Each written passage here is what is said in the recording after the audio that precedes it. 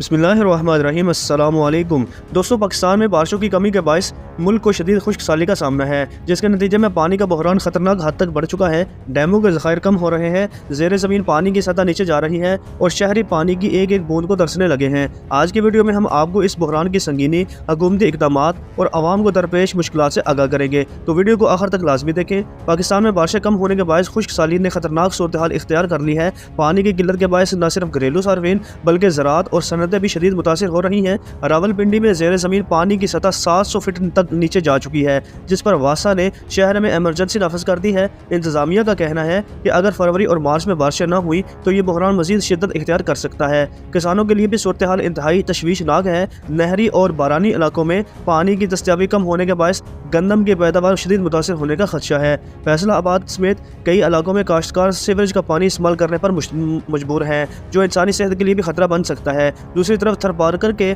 शहरों में मट्ठी और इस्लाम कोट में भी पानी की शदीद किल्लत है।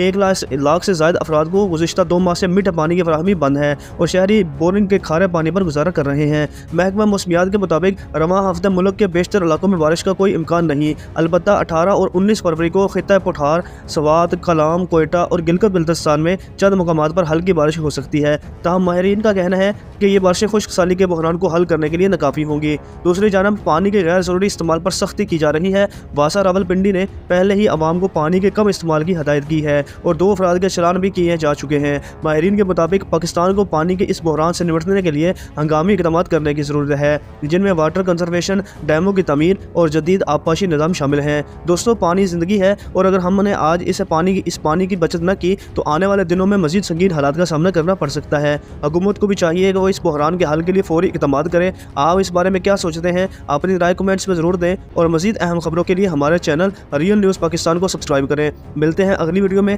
तब तक के लिए अल्लाह हाफिज़।